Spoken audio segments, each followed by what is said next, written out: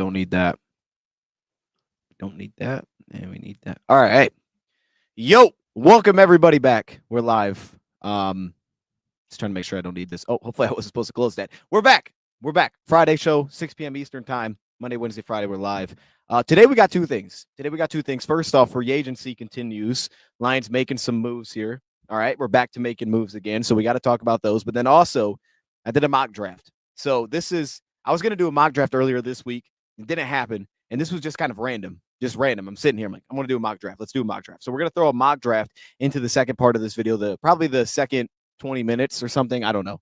Whatever it is. But I do want to just kind of recap the two latest moves the Lions have made in free agency, because these are important. These are important just for depth purposes, for what the Lions needed remaining in free agency. They still have some slight needs, I guess, but for the most part, they're in a pretty good spot with their roster. And the last two moves that they've made really helped. So first off, we had Rock Ya-Sin 2 days ago. Lions signed Rock Ya-Sin, add a little bit of outside corner depth. I haven't even looked yet, but I know that Rock Ya-Sin's been a name that's come up over the last few free agencies as well. Like, this isn't the first time Rock Ya-Sin's been an available option for the Lions, a former second-round pick out of Temple. And I know it hasn't really connected in the NFL for him to this point. So it is kind of falling into that category again of like the prove it type of deal. Also injuries, which is the case with the second signing as well. That's kind of the case. But this does line up. Both of these moves line up with kind of what we discussed before, right? The timeline the player has to be on that has to kind of work with the Lions as well here. And it's crazy that you go from 2021 to 2025, and the Lions are in a completely different spot. They're coming off winning 15 games in a season. And these are the kind of deals the Lions are doing still. Like, these are the kind of contract we're giving out. It's not a bad thing, but it's the same thing, right? It's like, hey, we're giving out these prove it 1 year deals. Feels like nothing's changed, but at the same time, we're winning a lot more. So it's great. You can tell the impact the draft has had and where the Lions have built this team just based on these moves alone. The moves the Lions have been making in free agency alone. These are the impact moves in free agency. So we start with Rock Ya-Sin first, and we needed outside corner depth. It was pretty straightforward. We needed depth as soon as we lost Kendall Vildor. Like, we need another body in here. So adding Rock Ya-Sin helps because we just needed depth at wide corner. But he's also bringing, I think, kind of what we're losing a little bit with Kendall Vildor, what made him so valuable as a Lion, which was, in coverage, he wasn't really going to take the football away, but he was a press corner. He was long. He had good athleticism. He could run with guys. He was physical. And I remember as soon as we added Kendall Vildor, it was a couple years ago, we were going into our playoff run, and we needed cornerback help. We were depleted there, and Vildor did good things, on film. So we pick him up. We add him, and immediately he was impactful. Immediately he's impactful against the run specifically. Like, he showed his own coverage. He was effective downhill. He was a feisty cornerback. So immediately you felt the presence there. And then in coverage, it was never really about his ability to take the football away or be great when the ball was in the air, which unfortunately showed up in the NFC Championship game. But I ain't going to do that. I'm happy, Vildor was here. I'm happy for what Vildor did with the Detroit Lions, okay? But that's unfortunately what went down in the NFC Championship game. But outside of that, his value was that he would close airspace. He was an athlete. He was going to settle down and play the run. He was willing. And that value was what the Lions were after at cornerback. And I think Rock Ya-Sin falls right into that category. There's a lot of similarities of why the Lions would be interested in Rock Ya-Sin for kind of following along the same path of wanting to add that back to the cornerback room after losing Vildor. Plus, this is a guy that I didn't think Vildor was great against the run last year. I remember the game. Well, I think it was Buffalo, and it was a mess for whatever reason. When he was out there against the run, it just looked messy. It didn't look like he was reacting. I don't know what was going on. Just something felt off in that game. But I think Vildor did improve. He got better as a man corner. He was with Deshae Townsend once again, so he's reuniting there with his defensive backs coach that he was with when he got drafted. So I thought we would end up bringing back Vildor for that reason. He signs with Tampa Bay. And I don't know how much to put into, like, how much did he grow this past, that kind of thing. How much was the new coaching staff? But I thought he got better this last year. Just purely in coverage, he was a better corner.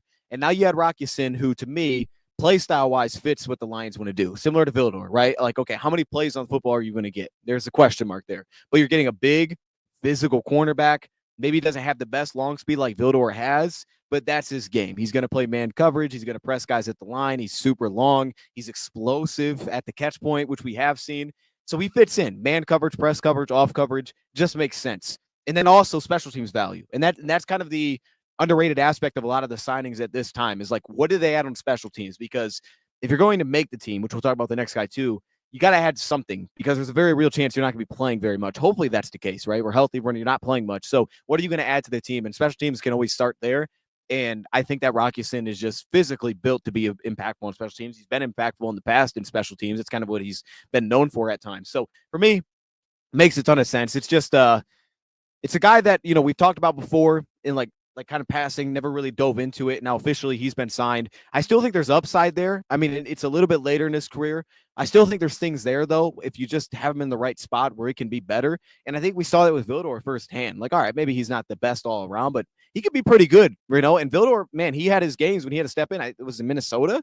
Like, this guy looked kind of awesome at times for us. So I'm excited about Rocky Sin, giving him a shot here. The other signing happens today. And we're going to talk about that signing, and that is going to be Avonte Maddox. So I think Avonte Maddox is super interesting. I'm pretty sure I know what Rocky Sin's going to be for the Lions. Like, he's a wide corner. He's going to be depth. He'll compete on special teams. He may have to compete to just make the team, to be honest with you. Like, I don't want to call him a lock. Pretty sure he's going to make it. We'll see, though. I don't want to call him a lock. I don't know what the details are yet, and I doubt that there's a ton of guarantees with his deal. But I go to the other defensive back we brought in, Avonte Maddox, today, and I think he's the most interesting because while he has played slot corner a majority of the time, and it's very possible the Lions are saying we want slot depth, as they should, right? You have Rakestraw. I think the way that Amik Robertson played last season out wide makes me want to add slot depth. Like, that alone, as a GM, I'd be like, yo, I kind of want to add somebody that I feel like can play in a slot. Like, we did one of our mock off seasons. I signed Caleb Farley for that reason. It was like, I kind of want to add just somebody here. And I was looking at a lot of guys. I mean, I didn't look I didn't go to Avonte Maddox, but I looked at a lot of guys that I thought could do that. I mean, I was looking at Ashton Davis at one point, like, oh, maybe this guy, because that's exactly what I thought. As soon as we saw what Amik Robertson was capable of out wide and how comfortable he looked, I'm like, oh, it wouldn't be a bad thing to see if we could add a slot. To the point where I was like, hey, Mike Hilton, maybe we go do that. Maybe we just add a guy there. And Branch was so good at safety, I don't want to move him out of that spot. So for that alone, just the need of the position, you could call it, makes a ton of sense. That said, though, I don't know that he's going to play slot. Now, I think the flexibility makes a ton of sense. All right. Guy can play inside out, literally plays everywhere. That's valuable as a backup, right? As a starter, it's a little bit different because you want something that you're really good at, right? You want something that as a team, you're like, all right, put him here and he's good here. You don't want he's kind of whack at every spot, but he can play every spot. Like, that's not valuable. Okay. No, he's not whack at every spot, but that's not what you're looking for with a starter. But for a backup, a guy that plays everywhere is beneficial, especially with the late Lions do defensive backs. We're talking about Robertson playing inside outside. Maddox could do the same thing. Rakestraw can do the same thing. Terrion could too. He's going to probably live on the outside though. And then Branch obviously moves around. All of these dudes are moving around in the back end. So you just throw another guy there. I think the value is two things. Number one, I think he's safety depth. I like him at safety. And you know what this reminded me of? This reminded me of CD Deuce. Reminded me of CJ Gardner-Johnson. Now, I don't think it's to the same extent, clearly. And I haven't done my full breakdown video on him yet. And I eventually will. And I remember doing it with Gardner-Johnson, and it changed my mindset on it. But I remember watching CJ Gardner-Johnson. We signed him, knew his background with New Orleans, knew he was pairing back with Aaron Glenn. It was like, all right, he's probably going to be like that big nickel for us. And then watching him, I kind of stepped back and I was like, I like him better at safety. This isn't what I expected. I was like, oh, he's going to be the big nickel. And then I watched and I was like, I think he's a safety. And then ultimately he was a safety for us. And he was good at safety, but it was like, he looks better at safety than he does put him in that role. Like, he's capable there, but he looks pretty good at safety. I'm not saying Maddox is that at safety, but I remember walking away with coming with a different assumption. And I think Maddox could fall in a similar category. They're both from Philadelphia, which is interesting enough, that he's done one thing, but he's flashed the other thing. And at safety, I do think, that sounded crazy, but at safety, I do think he might be better there. And the Lions still really don't have any depth there. So I'm not saying they have to call it like his permanent position or he can't move around, because that's the value of adding him. Smart player, which is super beneficial, but smart players translate well to safety, right? Smart players that communicate really well, those guys work at safety, right? Those work. There's flexibility. He'll play the run. He can step down, play man. There's value there. And I think putting him at safety, from early what I've seen, kind of maximizes what he's been successful at, which is like, okay, he's a pretty good athlete. We know that he'll play the run, he'll blitz, but there's some inconsistencies in coverage, specifically man coverage, but we see a lot of good in zone. We see a lot of good communication. I think it can maximize that and limit some of the consistent stress of like, hey, you're matched up with the slot. Good luck with that. Especially if the Lions are going to continue to be so man heavy. I don't know that's the best spot for him long term. He's capable there. If Amik Robertson's playing wide or someone gets hurt or whatever, you got to throw him there. Great. It's awesome to have him. That's why you sign him. But I think ultimately we may be looking at Avonte Maddox as a safety for the Lions. So I think these are two signings that are just must. We needed to add cornerback depth coming in. I think that outside of offensive guard, after we lost Zeiler, is kind of the only position that we haven't really touched yet. But that was the other one. It was like, all right, we got to add something here. We added Muhammad back. Wednesday, we talked about that. Muhammad, put him behind Hutchinson. So you just got your depth back there. Tight end, we've kind of loaded up there. We have 4 tight ends. We had a guy in for a visit, so we have the depth there. It's really at guard. That's it. And we still have bodies at guard, but it's different with guard because they're not really talking about as much depth. We're talking about a starter. But then there's also the aspect of backup center. Like that's one that you could truly say, well, you could add a backup center, like because we're actually talking about depth there. You could add a backup center. If you don't add a guard, then Graham kind of loses that flexibility because he's playing guard. So adding a backup center, especially without having added a starting guard in free agency yet, they still could draft that kind of thing. Backup center is probably the most pressing need left. Everywhere else, they've kind of jumped on it. Now, there will be moves continue to be made, but everywhere else, they've kind of done it. So that's the latest moves. Now we transition to a mock draft. I had some fun with this one. Now, unfortunately, I'm not going to be able to like unveil it slowly. It's just going to all show. It's going to all show up at one time. Okay. There's no suspense with this one. I apologize. No suspense. We're just getting right to it. But it's a 7-round mock draft. This was inspired early in the week. I came in like, yo, I want to do a 7-round mock draft. I want to do a 7-round mock draft, but it didn't happen. And then I'm going to give you all a little behind the scenes. Actually, let me show you the mock before I give you the hot behind the scenes, because I feel like I'll spoil things if I do that. It's going to show everything. So, don't freak out. Just bear with me. We'll talk through it. We'll make it make sense. We're going to have fun with this one. But the draft is already made. So let me throw it on the screen just like this. Okay, it's on the screen and bam, it's on the screen. Oh my goodness, I'm blocking it. All right. So let me take y'all a little bit behind the scenes with this move. Okay. Yesterday. No, not yet. Yeah, it was yesterday. So we have the Draftaholic show. We do it on Roundtable Sports, and we're doing our mock draft, our first round mock draft. So we all, we get like everybody picks like every 4 picks. So it's a lot of movement, and we were trading like crazy yesterday. And we're going through it, man. And I ended up with the Lions. I never get the Lions in these dang mock drafts, but this is the first time I actually got to choose for the Lions. It's pretty fired up. I was like, this is a big moment. I actually felt the pressure. Everything else I thought was easy. I felt the pressure picking for the Lions. Like, I got to hit this thing. And for me, as y'all probably know, I like drafting guys that I'm familiar with, right? That doesn't mean that I can't draft somebody I'm not, because I'll learn about them. But that's usually how I like to do things. I don't want to just like draft someone and be like, oh, this makes sense. Here's why. And then I have no idea why. So we're doing our first round mock, and I ended up trading up. The value I had to give up was nothing. All right. So look, trust me. It's not like I forced the trade up. Everybody was trying to move, and he's like, oh, let's move. And I was like, all right, I'm going to offer you like basically nothing. Here you go. And he accepted it. I'm like, all right, whatever. I moved up a few spots, got in front of, I think the Rams. I think it's the Rams, and I don't remember who the other team is. Jumped up, and I took Donovan Ezaraku. I'm a big Donovan Ezaraku guy. So I drafted him. And then after making that draft pick, right, we get through the draft, and I'm seeing Mykel Williams. And I'm like, man, he fell pretty far. I'm like, this doesn't normally happen, right? This dude's sitting in the 20s. Appreciate you. He's sitting in the 20s. So I'm thinking about that. And Michigan's playing basketball this night, right? The March Madness. So on the drive to go watch the game, I text Easy. And I'm like, Easy, the more I'm thinking about this, man. Now, this isn't based on really anything. We just did this mock draft. Mykel Williams was in the 20s. I didn't even really consider it. I think Mykel Williams is going to be the Lions draft pick. And it's out of nowhere. And I don't, if we're a month out, I have no idea. But the more I thought about it, I was like, you know what? I do think the Lions are going to trade up. Right now, they may not. I don't know. They have to have someone to trade up for. You don't just have to trade up. But if you ask me right now, what do I think is most likely to happen with 28? I would say, I bet they move up. That's what I bet on. Now, they could absolutely move down. It would make sense. There's a lot of scenarios that make sense. It makes sense to sit there. I don't know. There's a lot of different ways they could will. Like, for example, at that spot, I was thinking about trading up to go get Josh Simmons. I didn't go that route, but I was really close to doing that. Like, let me just go get the guard. Tackle. I'll put him in a guard, move him to tackle eventually.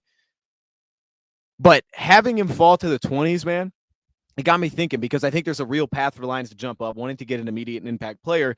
So when he was sitting there, and I always tell this with Easy, and I always talk about this, there's the grade that I can have on a player just as a player alone. There's a way that I can view a player.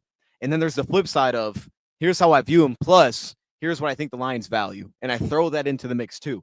And I do think the more I thought about the Mykel Williams idea, the more I was like, this could be a fit for a Lions. Like I could understand if you told me, hey, a month from now, Lions are going to move up a few spots and grab Mykel Williams. He's going to fall down the board. We'll call it a fall down the board, whatever you want to call it. This depends on how people feel about him. We'll say he falls into the 20s and the Lions jump up and grab him. I would sit back and be like, I believe it. Like, there's a lot of dudes that you could try to sell me on that I'm not that convinced that it would actually go down. That's when I'd be like, you know what? I'd believe that. From the size, the build, the play style, the effort that he plays with, the way that he played through injury all last season, it would make some sense to me. And it would also make some sense that he fell down the board, right? Everybody right now is seemingly jumping on Shamar Stewart, gets into the top 15. I wouldn't pay that price. Like, if I'm the Lion, I wouldn't move up to the top 15 to go get Shamar Stewart. I just wouldn't do it. I don't think the value's there. But these kind of things coming out kind of tie everything together. It's like, well, if he did go top 15 and James Pierce doesn't fall off the map, there's a path that a guy like this actually does fall. So ultimately, and look, and I'll lay it all out there. Yeah. So obviously Jalen Green's top prospect for me. Jalen Green is all the way up there. But I think that this is a real possibility for the Lions. I think I'm not Jalen Green. I'm sorry, Jalen Walker. I think Jalen Walker goes top 10. Just as a side note, like I think a guy like that goes top 10. But I could see an actual reality where something like this actually happened, and so that got me thinking. It kind of put everything together. Like I should do a mock draft. But that night, I'm like, let me go watch some more Michael Williams. And I was honestly up all night. Like, let me just watch this dude. I'm just sitting there watching. I'm just like, I just want to see, does this actually make sense? And I think going through it, I was like, this does make sense. Like, this does feel like it could be the Lions pick. Now, I'll be honest, it was like every game I was blown away, right? There was games like, man, I wish there was more there. But then you also step back and like, all right, let's be realistic. We're talking about a 20s draft pick. If he goes top 5, he goes top 5. But does he look like a top 5 player? No. Like, if he goes top 10, does he look like a top 10 player? Not really. Like, does he have the build? Yeah, but he doesn't show it on the field. But if the mock draft fell to the point where he got to the 20s, like, could I understand him? Like, I definitely could. I definitely could at that point. And I think we know what style the Lions like at the end. So I try to marry those two things together. Watching a player, really liking what I'm seeing. I'm seeing the upside. I'm seeing the build, understanding that he's playing through the injury. The production is okay. And I just feel like this is the kind of guy the Lions would take a swing at. And I also think you look at the flip side. You also look at the flip side of how he would pair with Aiden Hutchinson. You put him with Hutchinson, the styles would offset each other well. You'd have a guy that definitely is going to play the run. And that takes me all the way back to the beginning of all of this. Like, go to step one. When the offseason started, what did I want to see the Lions do? It was address the run. From jump, I wanted to see the Lions get better against the run. I was like, hey, let's be better against the run this season. And Michael Williams has all the tools to make you better against the run as well. So even from my own bias coming into the offseason, it makes sense. So that's ultimately how we got here. And I always feel like with mock drafts, like people will take different approaches, like, oh, this is what I do, this is what I think will happen, that kind of thing. I always try to do like what I would do because I've watched a player. Like, if I don't know how to do a mock draft of what someone else would do. I have no idea. Like, I can't guess Brad Holmes. I'm terrible at it. There's also the aspect too, is like, then I'm just drafting players I have no conviction on. I ain't going to do that. I'm going to draft guys I like. But I do think that when you get to a certain point of watching a guy, you can kind of be like, that kind of feels like a Lion. And I think I got there with Michael Williams. So that's how this all came about. And if right now at this moment you ask me to guess, if I had to put money on right now, if I had to, at this very moment, who the Lions draft, who's their first pick in this year's draft, I'd bet on Michael Williams. They'll find a way to get him. That'd be my bet. And I'm not like 95% sure. That's more like 12%. Everybody else is at like 9%. But that'd be where I push my chips, right? Like right there. I'd guess on that. I'd guess that it'd be Michael Williams. So that's how this came about. Now, onto the mock draft side of things to make this happen. Shout out to PFF. And we'll use different simulators too. I traded up, of course. I try to use the trade value chart to try to get kind of fair. So I moved up 8 spots with Denver. Denver could move down. They signed their tight end. I gave them pick 60. In return, I get 85. I also threw them 2 of my late round picks to just give them a little extra. I don't need those picks anyway. There you go. Just take them. We don't have that many. We don't have that many holes on our team. Okay, Denver may have more holes. We don't. So I'm just going to take my guy and keep it moving. So we got up there. We select Michael Williams. And I do think that in time, there's upside for him to be a big-time pass rusher. I think he's got more upside than Josh Paschal did. I mean, just one, because of the way that he measures out. Athletically speaking, the length that he brings to the table, the build that he has, the slither. Like, Paschal didn't have some of those things. Paschal could reduce inside and rush, but that's where he's at his best. Like, I do feel like Michael Williams, it's not that he can reduce in size and rush. It's like he can. With Paschal, it's like this is where he's going to get pressure. With Michael, it's like he can do this, but he can also win on the edge too. I think there's much more upside as a true pass rusher. He's a better athlete. He's more agile as an athlete. I think even his hand usage, like is you think about like what the idea of is what Michael Williams is going to be and where he needs so much development. But I think ultimately, even when you look at the production, like while it's not fantastic, the dude isn't that far away where it's like he feels like he's just closing his eyes and running forward. Like he's not there. The dude looked better. He took jumps from last season. I still feel like there's enough there hand usage. Like there's enough that you can cross check and say that he can be valuable now and he'll need time. But that also lines up with the Lions timeline. And I think there's people saying it like you look at edge rusher this year, how the Lions addressed edge rusher, right? They've added depth. And I don't think they've done the wrong thing necessarily. I feel good with what they have. They had Davenport back. But it ultimately would also make sense that if you step back and say, what's the most likely thing to happen is that, no, they're probably going to draft one. They're probably going to draft one. And if they trade up to go get one and were aggressive to do it, you'd be like, that makes sense. And I think for the Lions timeline with Davenport, with Josh Paschal, it'd be like, oh, yeah, go add the guy that actually fits that role, that's built to do that can hang against the run there, and that ultimately has the upside to excel both of them as pass rushers potentially. I don't know about Davenport, but Davenport's had so many injuries, it's kind of hard. But ultimately, that's how I got to that pick. Now, let's move beyond that pick. Let's keep this thing moving because then we have Marcus Bow. And this one's exciting because I've never mocked Marcus Bow. I've always had him kind of in the back of my mind since watching him. But after adding Mykel Williams, and I think that kind of put me in the mindset of like, let me be predictive. I'm going to be very predictive here. And look, we have a good sense of what free agency looks like. So that's why Mykel makes a lot of sense. You know, PFF hating, by the way. All right, don't pay attention to the grades. They're just haters. It is what it is. I went Marcus Bow at 74. You can see I did. What did I trade up? I traded up a little bit. Yeah, I traded up a little. I gave up some legitimate capital though. Like I found the value chart. I went from 85 to 74. I gave him 130 and I got 230. I got 100 picks back. I mean, I got a little kickback, but I think again, based on what the Lions draft is, number one, I don't like giving up future picks in mock offseason simulators. So I could have made this easier. I didn't. So we didn't lose anything next year. And I don't want to because we're building through the draft. But for the Lions to be aggressive to get their guys, I have no problem with that. Like you don't have 9 holes on the team. You're right. You're trying to find future core pieces. So trade up to go get your core piece if you believe that that's what he is. And that's kind of what I always do in these. And that's why I did what I did here with Marcus Bow. 6'4", 303 pounds. I think he's a very good athlete. Look, the guy's played right guard going back to 2022. I've only watched him play right tackle. In fairness, I haven't watched him play guard in 2022. I don't think I have, based on my notes here. 4-year junior, 4-year junior. But I think he's going to go back to guard. First off, lengthwise, he's only got 32-inch arms. That'll probably happen. But I also think that his skill set makes him a guard. He's a very good athlete. It's my highest graded score for him. I think he's a very good reactive athlete. Movement skills, wide zone scheme, can open up a lot in terms of flexibility there. He's also got kind of a naturally low pad level, which helps, especially as a run blocker. I do have knocks in terms of just his play strength, right? I have him a little bit below average, which is going to be a concern. But you're also talking about round 3. You're going to have knocks on guys. It's just how it is. And I mean, if we want to go round 1 tackle, even if we went round 1 offensive lineman, there's still going to be knocks on guys. In fairness, like if I took Josh Simmons, I'd still have knocks. It'd be more about injury, probably more than anything. But at round 3, you're going to have knocks, and that's something that I'm having to eat here. Is I think that play strength a little bit below average, which we want to tap into a little bit more. I think he's got average control, but his hand usage, his second level ability, his ability to sustain, a lot of things to me check the boxes here. Run blocker, pass protector. So I think that athletically speaking, I'm always looking for a good athlete. I'm looking for a smart offensive lineman. And that's why I went with Marcus Bow. So we can come back to that one. But Marcus Bow's the pick. I'm going to put him at right guard. We'll see, because he's played that and he's also played the right side. And we can move him around. But Mahogany will probably step in, and that may be our future guards. But I don't need him right away. But that may be our future guard. So I just went out and grabbed another need. Now, that moves us to the next pick, and you can see I didn't make any more trades. This is actually a bold mock draft for me. Usually I have like 9 trades in here. I made 2 trades, and that's it. I chilled. Okay, this is crazy stuff. This is rare territory. I chilled at number 102, which I think we had that coming in. Yeah, that's the comp pick. That's the end of the 3rd round pick. And we end it with the tight end. How fantastic. No, actually, I do kind of I like this pick. I like this pick for a few reasons. One, again, if we're looking at this from just how it fits, Brock Wright, we know he has the extension. He's got 2 years left on his deal. He does have an out in the 2nd year. It's not a bast out. There's a little bit of an out. They can save $2.7 million if they cut him. So I do have that option with Marcus Bow. Or not Marcus Bow, I'm sorry, with Gunnar Helm, is that he could be the next number 2. I think he's capable of being a 2 at some point.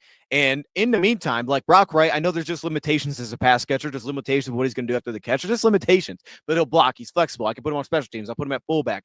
So this doesn't take away from Brock Wright.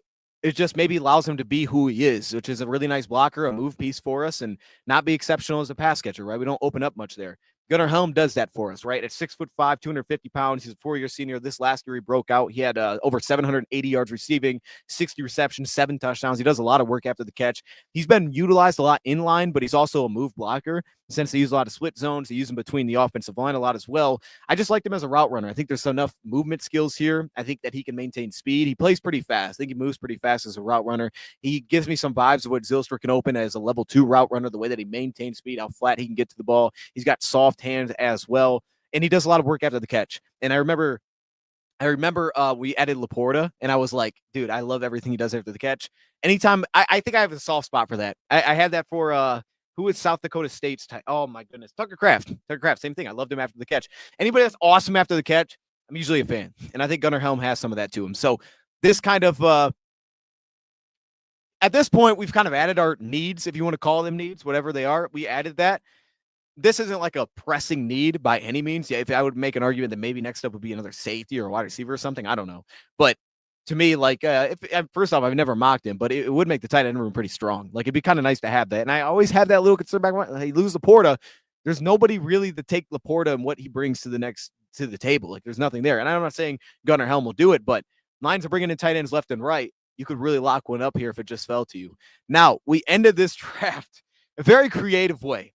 Okay, because I was thinking through a lot of different names. I'm still slowly working through guys in the back rounds here for who's projected to go towards the end, especially according to PFF, because they're all different depending on the simulator to look at. But I went with Teddy Buchanan out of Cal. Teddy Buchanan this past season was kind of awesome from what I've seen so far. Like, I think the first game I watched him was Syracuse. He's built really well, which I always kind of look for the build of a guy. Like, it's not necessary. We saw it last year, David Long. We saw it last year with some of the guys that we had, Quan Alexander. But I always do like looking for guys that kind of hold up as a traditional linebacker, 6'2", 235, guys that have that athletically. I mean, I think he had like a 40-inch vert or something. That could be off. I don't have my notes in front of me, but dude athletically tested really well. I don't know if it showed him as much on film, but there's coverage upside. He worked over the slot a lot, kind of overhang a little bit. And then also as a run defender, I just think he had a nice ability to work through blocks, get over blocks. He showed some flexibility there. He's going to rack up tackles. I mean, at worst, this is special teams is my thought. Like can his skill set at least give me the special teams value? And I felt like Teddy Buchanan could have that. Linebacker, we'll see. But at very least, he checks a lot of the boxes of, I think, where the starting point has to begin. So that's why I went with Buchanan. And then we wrapped it up with the safety out of Ohio State, which is actually kind of perfect because we just signed Avonte Maddox. And I'm telling you, I think he might be good at safety. And then you go and flip and you go at Jordan Hancock, who's played safety and slot, played 400 some snaps in the slot this last year, 200 at safety. So you go that direction. You had a guy that may be better in the slot, but he's a physical run support piece. I like Jordan Hancock's movement skills specifically. He may have some trouble in constant man coverage, which ultimately may put him more as a safety for the Lions here. But the versatility is always valuable. So this kind of rounds out a room that does need a little bit of depth. It kind of helps us reset a little bit here. And by the way, not every safety, I don't want to say not every safety. This is the same with every position. They're constantly adding guys.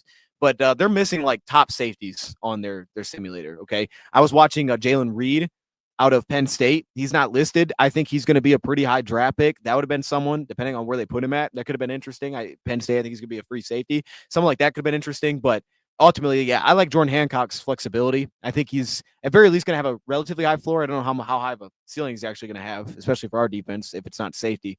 But I think he's going to have a pretty high floor. So maybe he can get to a special teams role here. So that's how we wrapped up the Lions mock draft. It was inspired by Michael Williams. So shout out to Michael Williams, man. I just put the video up for Michael Williams. He inspired this mock draft, and then we just kind of rolled through it the rest of the way. Got our guard of the future. Hopefully, I don't think he'll play tag. I guess he could, but guard for the future. We got our opposite of Hutchinson long term, but it's going to take a minute. Like, I don't think it's as close as some others. It's going to take a minute to get there, but eventually it'll get there. That's my thought, is that it can get there. He's a Lion style player. It makes sense. And then we got our tight end, which is nice, dude. I mean, you can never have enough weapons, especially dudes that'll block. Love that.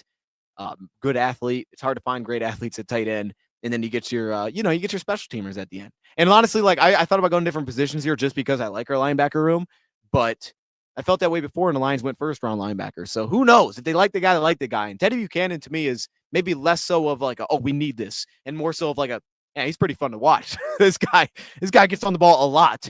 Let's take that guy. So that's why I did that. All right, I'm gonna leave it there.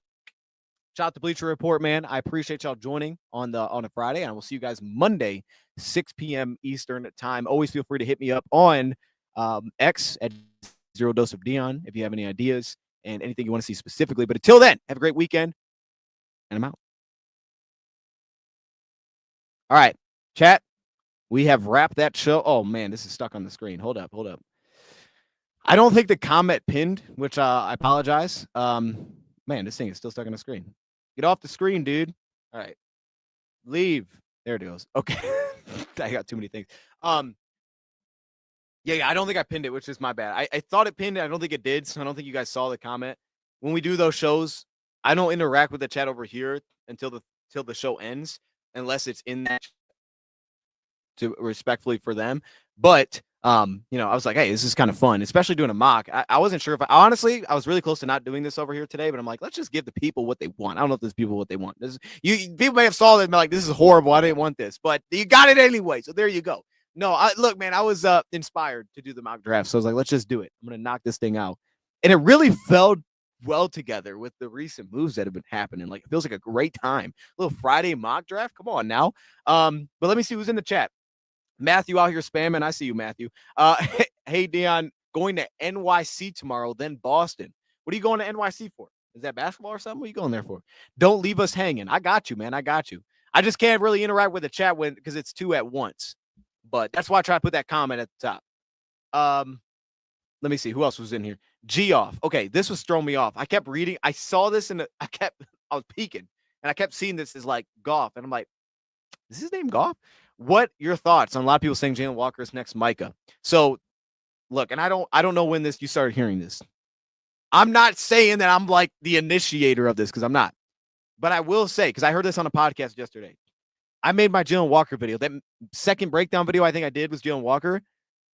I put Shades of Micah Parsons in the title. And I'm not lying. Believe me when I say I didn't hear that anywhere. Not when I put it in there. So if you want my honest, raw thoughts on it, check out that video. But secondly, I thought that he had flashes of Micah Parsons. I did. So I was like, I'm putting this in the title. I felt real bold when I threw that in there. I'm glad it's kind of becoming a thing in a way because it's like, all right, now I don't sound insane. But at the same time, it's kind of like it feels like now maybe I just did that, just because everybody else was saying it. But I did it. Like I thought the dude was amazing. I love Jalen Walker. I love Jalen Walker. I don't know if I said this over here. I said it somewhere like, if there's a guy that you could just be like, you get this guy, who do you want? It's either Travis Hunter or Jalen Walker. Like if I could just pick somebody in the first round, give me one of those two and we're rolling. Okay. Travis Hunter's not realistic. Jalen's probably not either. But if you just be like, you got your pick, dude, take somebody. I'd be like, give me Jalen Walker. Let's roll. This guy's going to be awesome. That's where I'm at with it. That's where I'm at. PFF doesn't have Riley Mills, surprising. I think they have Riley Mills. At least now they do. You talk about Notre Dame, the defensive end. He should be on there now. I've seen him on there. If Jalen's there at 20, do you move up? Absolutely. If he's there at 20, absolutely. I'm sending them number 60 if that's what it takes. If it takes number 60, you could have it. We're jumping up there. We're getting that thing done. Because I ain't playing around at that point. We're getting a game changer. You know what I mean? That's what I think he's going to be, an absolute game changer. So I do it. I understand, like, how does he fit? What roles he can play? I don't know. I don't care. I want him on the field. That's right, man. Just put him on the field, let him do stuff, man. That's it. That's it, bro. That's where I'm at. If he's at, oh my goodness, man. That'd probably be the one guy too I'd be willing to see the Lions like go overextend. Like when Saints moved up for Davenport and they went from like 28 to 15, they gave up like a future first or whatever. If like the Lions wanted to completely like take a massive swing and be like, yo, we're giving up next year's first, that would be the one guy. Because it wouldn't be like Hunter where it's like, yeah, you're just not going to make that happen. You're going to have to do those like 3 first-round picks. But that would be the one I'd be like, you know what? I get it. I get it. The other ones, probably not. Okay, that's just too much. He'd be the one that I could talk myself into. You know what? I get it. I just wonder how like teams feel about him. Like when talking to him and stuff. Like what is their takeaways? What do they view him as? I hope he falls. Oh my goodness. I bet this. If Jalen Walker gets to 20, I told you right now I bet they draft Michael Williams. I'd bet money the Lions would trade up to go get him. I would almost guarantee you the Lions, if he gets to get him. I have no idea how they view him as a fit. Almost guarantee you they trade up to get him. Could be wrong, but I'm pretty sure they would do that. No other defenders that trade in top 24? Well, I did it, I guess, today for Williams. It just has to be the price. Like, if it's like a future first, I'm probably not doing it for many others. Only other defender I think I'd move up in the top 24. Will Johnson sounds interesting, but I just feel like it's going to It's just we don't need that. I mean, it's not that it just doesn't make too much sense. I don't know. Like I like Starks a lot. I don't think I'd go into the top 20. I think it would cost too much. Green might be the closer player, but I don't, there's obviously character stuffs there. As just a player alone, Green might be one of the closer ones to get to that list for me. But I think the Georgia guys, man. I think the Georgia ones. Now, if you go to 18, it's like, all right, here, you got to give us 60 and we'll give you a fourth back. It's like, all right, dude, that's fine with me. But like what it probably would cost, I'd feel most comfortable with those guys. You ever watch the Smitty show, the fantasy show? I do not. No, I should. If it's a fantasy show, I should watch it because I'm garbage at fantasy. So any help would be great. You know what I mean? Any help would be fantastic. Honestly, if you want to send me a link.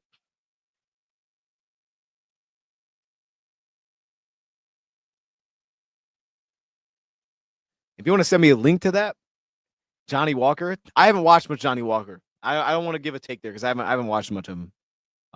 In fairness, I haven't watched much of him. I'm a subscriber in Salt Lake now in Semi. I don't know what. But yeah, okay, my bad. I guess I can't read. Robert with the Packers 1 year agreement. Okay. Did I miss any news too? Like just real quick before.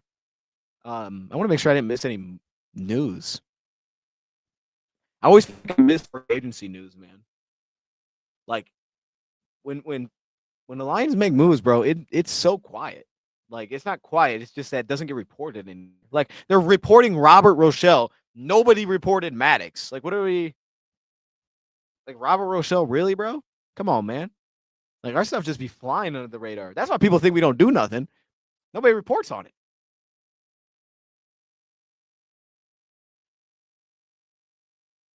Yeah. Oh, and Avonte Maddox is from Detroit. I didn't know that. I did not know that. It's interesting. Cleo Dorsey. Okay. Saw that. Cleo Dorsey's coming back. Which I love me some Cleo Dorsey. So we're in a good spot at corner, which is nice. That's really nice. Okay. I didn't miss anything. Oh, semi truck. Gotcha. What did they trade up for an offense player? Wouldn't hate it. I'd probably prefer it be like a Josh Simmons. Because I think other offensive linemen would probably be unlikely. Like I don't think they'd move up for Banks. I don't think they'd move up for Bembu. I think he's gonna go too high. I don't think they'll move up for Campbell. Will go too high. Plus, I don't know that he fits. I think the one O lineman I move up for is Simmons because I put him in at guard year one. I put him in at left guard, and then if he needs to go to tackle in the future, fine. But like, say because of the injury, he goes to like past 16. That would be someone I could see a path. I don't think it's the most likely, but I could see a path for them doing that. Outside of that, I don't really think I don't think they'd go get Warren. I think he'll go too high. It'd be cool to have him. I don't think they'd do it. Like, I don't think they definitely won't trade up for a running back. I would be pretty surprised, honestly, if they trade up a receiver if it was beyond like 2 or 3 picks. Like even if they loved, like say they loved Matthew Golden or Luther Burden, I could see them jumping for something like that. I would just be surprised if it was. I would be surprised if they got inside the 20s. Like if they went from 28 to 25 to get a receiver or something like, or they even like the 22 maybe max to get in front of Green Bay, because there's a couple teams in our range that like receivers. If they did something like that, I could kind of see that being on the table maybe if they fell in love with someone. But outside of it, yeah, I don't know. I think only offensive lineman, that'd be the most aggressive they get for an offensive player, I think. So you are Brad, Simmons and Walker are there at 20, and you trade up. What do you do? Simmons and Walker are there at 20. What do? I take Walker. I take Jalen Walker, and I say, I don't know what I say, but I take Jalen Walker. Like, you know what I mean? Look, I'm telling you, if the Lions get Jalen Walker, my draft is. I don't honestly care about the rest of the draft. I'm just gonna be honest with you. We could draft Jalen Walker and then just be like, hey, we're gonna sit out the rest, and I'd be like, yeah, that's fine with me. That's fine. More time to watch it. Like, yo, that's where I'm at. I like Simmons. I think it's a fun idea. I think he's gonna be really good at guard. Actually, I know he's viewed as a tackle. He's played tackle, but I think he's gonna be good at guard when he gets healthy. I think he has a lot of translatable skills. I think he plays low consistently. It's going to help him a lot. Campbell's kind of like a little bit interesting of a put him in there at guard, figure out how this is going to work because dropping his weight consistently is a effort thing for him. He has to really work for that. Simmons, I don't think he's going to have any problem stepping in at guard. So I like the idea. Like they did it. I'm on board with it. Jalen Walker's different. I think he's going to be different. Get ready to learn FTP. Yeah. Something along those lines. Like, bro, that dude's going to be insane. I'm hoping that he just, you know what would stink? I don't even want to speak this into existence. I don't even want to say it. Y'all know what I'm thinking, but I'm not going to say it. Y'all, let me know if y'all know what I'm thinking. Okay. I'm not going to say it, though, because I don't want to put that out in the world. I haven't seen this yet. I don't even want to put it out there. That could be a possibility. Let me just stop talking right now. Okay. Just stop talking. I can see them jump. My goodness, I can't read. For Nick Nash. You think they'd jump up for him? I could see that. Like, I think, they love to move around in the day 2, day 3, and that kind of thing, right? So, yeah, I don't doubt that at all. I think they'll be moving around. Nick Nash got a lot of love though from the people, man. He's like the people's champ, dude. All right, I gotta watch Nick Nash. Okay. I've seen that name a lot. I don't know if that's just you, but I feel like I've seen that name a lot. What are chances Lions get 2 edge first? I think there's a chance they go 2 D linemen. Their first 2 picks are D linemen. I think that's very much on the table. I think there's a very small chance they're very similar. Like, think about when we took Pascal, right? That was the same year we took Hutch. Now, they weren't back-to-back because JMO was there. Something like that's possible. I'm not going to say it's likely, but it's possible. Like, if they say they went first pick Michael Williams, they trade up to get him, and they sat back and got Josiah Stewart with the next pick. I think that's possible. Something like that could happen. Or if they went the other way and they went Donovan Ezaraku, and then they waited until the second round, they probably go with a bigger body. Maybe someone like, I'm trying to think who they would go with. I don't want to say a full D tackle, but maybe someone with like a little bit of in and out flexibility. Something that's more of like a true DN, right? And it's like a inside the tackle kind of piece. Something like that, I think, is on the table.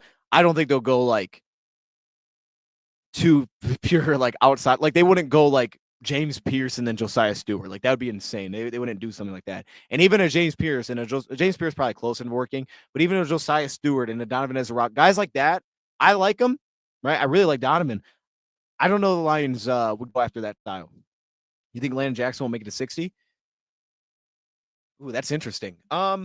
60. I could see him getting to 60. I could see him getting to 60. I could see it's going to be weird because I think him and Jack Sawyer are really close. At least for me, they're really close ranking wise.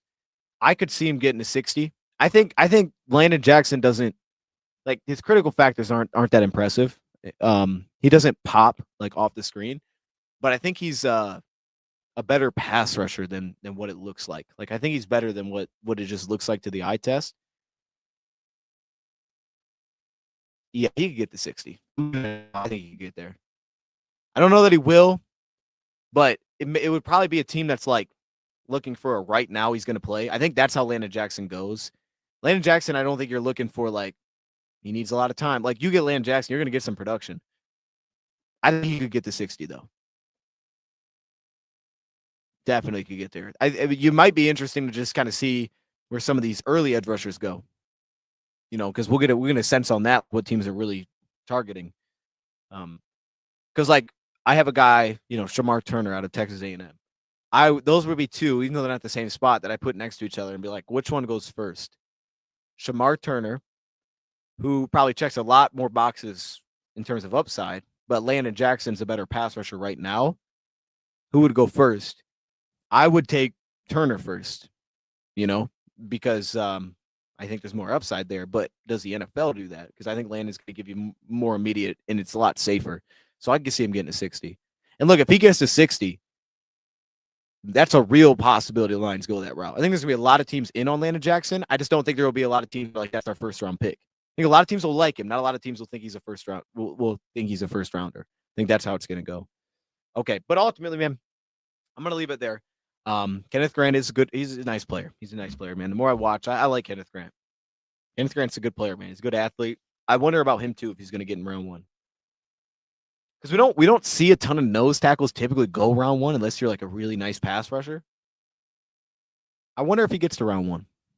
I wonder if he does. I feel like he's kind of on the border right now. He'll be super interesting to see, because at the end of the first round, there's a couple of teams that could take him. Like Kansas City could take him. They could put him next to Chris Jones.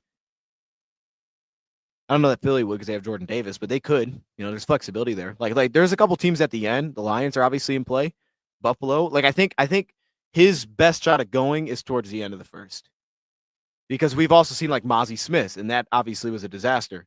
Um, I think that's his best shot. Is the team's trying to get like a play now piece, he goes towards the end of the first round.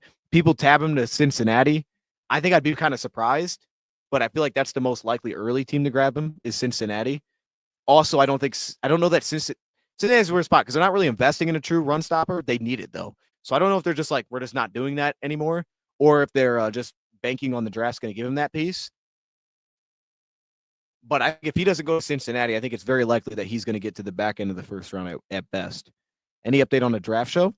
Oh, you mean for the draft? I have no update right now. I have no update on what we're going to do for the draft yet. We'll do something. I just don't know exactly what it's going to look like yet. But no, I don't have nothing yet, man. I mean, I'm sure we'll have other people. It won't just be me. You know, I know I'm not even sure. I'm not even sure what day 2 is going to look like. I don't know. You know, we had small conversations about going to Green Bay. I still would love to do something like that. But I haven't I haven't heard anything like concrete yet. So I guess we'll see. We'll keep when I know, I'll let y'all know. You know what I mean? I'm just kind of waiting too. But I definitely know for draft shows, I want to crank that up. We do our every Thursday, we do a mock draft. We actually have ours out from yesterday if you want to see what I did, which that's the reason I got the thing. Great lighting. Hey, shout out to Bleacher Report. So, side note, they sent me 2 massive ring lights, bro, and they're like adjustable, so they have like ratings on them. They're insane looking. They're super bright. So I actually turned my camera down. It looks outstanding though. So I appreciate that. Shout out to them, man. They hooked me up. But every Thursday we do a mock over there. That's at 6 p.m. Eastern time. We do a live mock with like 4 people. But I think that may crank up. I don't know. I reached out to him. I was like, yo, we could do more, basically. Like we could potentially try to do more here. I'd be willing to jump into that. So we'll see how it shakes up. But I'm you know what I'm saying? I'm down. I'm down, man. I'm all in. Fancy new setup. Man, it's beautiful, man. It looks kind of crazy though. Like from standing out, it looks kind of crazy, these 2 lights. And I still don't know what the heck I'm doing because this one's kind of tilted. Like this one looks professional. This one is just like straight up in the air. You know, like that little eye from the little movies where it kind of like bounces. That's what that one looks like. That one ain't even looking at me. That one's just doing its own thing. It still looked good though. They hooked me up. They definitely hooked me up. And this mic stand, Bleacher Report, they've hooked the boy up. Then we got the camera. It's looking good now. It's looking good. The last thing I need to do is figure this out. I hate seeing that on the screen. It drives me nuts. Can you put Bleacher Report notifications on your YouTube channel? I don't know. I think I can put that link, but I don't even know if that link works. You know how sometimes I'll put the link in there to community? I can do that. I'll just tell you this. It's never random unless maybe they'll hit me up if something big goes down. Like I remember when golf got his extension, I did something live. Outside of that, though, like usually everything's planned out if they're big shows. Otherwise, it's every Monday, Wednesday, Friday, 6 p.m. Eastern time. Every Monday, Wednesday, Friday. And I just started showing them over here too. There is like a library of it. So if you just follow the Lions every Monday, Wednesday, Friday, you'll see live about that time. And then if you find my page, you'll see I've been doing this now since the offseason started, bro. This thing's been, and I did it before that, but now like 3 times a week since the offseason started. So there's a ton of shows over there, which is just like our shows. The only difference is there's no editing. This is Pixar production, bro. Pixar production. It's kind of weird though. Like not seeing my mouth when I talk, it throws me off, man. It's like, is this normal? Is this how it's supposed to look? It's supposed to look like this. And I'm glad you and One Bar did your show, by the way. That's awesome, man. Shout out to One Bar. One Bar is that dude, man. We got to get back over there too. I'm gonna try to check though. I want to see if Bleacher Report has. Bro, I'm gonna be honest. I don't even know how to find my profile on there. If I'm being completely honest, I just know if you follow the Lions, my stream will pop up. But they like changed the titles and the pictures of it, so it makes it look different than what I actually did. If that makes sense, like it makes it look a little different. Like okay, so I just did the show. It should pop up on my screen, right? So let me see if I have it here. I didn't put a thumbnail on it. Okay, I got to fix that. That's a problem. Oh, here, right? So open the Bleacher Report app. I'm gonna try to show you on the screen. So they have like a new app. It's like updated now. It's pretty fancy looking. Okay, yeah. So open the Bleacher Report app, and then you go here. If you go to Detroit Lions, you go to Lion. You could just look up Detroit Lions. Go to the Lions page. Hold up. See it? All right. So you search up Detroit Lions. It'll show their page, and then as you can see, the first thing is called Lions Daily Show. draft plus breaking down latest free agency moves. Lions live stream every weekday, 6 p.m. Eastern time. There's another one that's Tuesdays and Thursdays too. It's actually another show, but that'll pop up, and then you'll see me on there, and then you can kind of just scroll through and find the shows through just like that. But I want to put a thumbnail on there real quick. Let me throw something on there. I don't like it. I didn't make a thumbnail on here either, did I? That's what I forgot. That's what I forgot to do the thumbnails. I knew, bro. I knew I was forgetting. You know, I'm just going to put a picture. I'm going to put a big picture of Michael Williams. He was the star of our show today. Thank you for your contributions, Mike. All right, let me throw him on here. This dude just looks like a dog, too. He looks like a legit Georgia Bulldog, man. He kind of scary looking a little bit. Like, he's got an intimidating face, bro. You know what I mean? Like, you roll up, you're like an offensive tackle. It's like, all right, hey, this is your matchup today. Maybe we play left tackle. You know, like, hey, maybe I flip to the other side. That's how I would be feeling. That's how I'd be feeling. But I'd probably feel like that if I had a matchup with any of these dudes. Okay, here we go. I'm going to throw that on there. Dang, I forgot the dang thumbnail, man. That's disappointing. Okay, here we go. Submit that. Bam. Just use a picture. And I spelled it wrong. That's good. That's good. Future Cincinnati Bengal Michael Williams. There you go. There you go, man. That's the that's like the range right there. Here we go. Is that what you think you're gonna go edge rusher? Is that what you think Cincinnati's gonna do? Is go edge rusher? That would make some sense. You guys got Joseph Osai back though. You don't need that. All right, you got your dude back. You don't need that. Plus, y'all might be making a trade with us. I'm just letting you know now. I'm like getting you ahead of being prepared. You're prepared. Brad Homestead that deal Cincinnati's way. Y'all might be moving out of there. All right. All right. I'm gonna end it here, man. I appreciate y'all joining. There's 2 other videos I put out today as well. So if you want to check those out, Vontae Maddox did a little breakdown and Michael Williams breakdown too. More coming. And yeah. Yeah, man. Thanks for ending up. It was a great interview. Hey, look, man. Hey, no, one bar is that dude. Appreciate you, Matthew. Smitty is the man. Okay, the fantasy football show. Oh, that's straightforward. All right. Okay. Yeah, man. We gotta get out of here. I'll see you. I'd rather go DL right now. But everyone in the draft is a Bengal till they aren't. Well, that's I like that. I like that. That's good. Yep.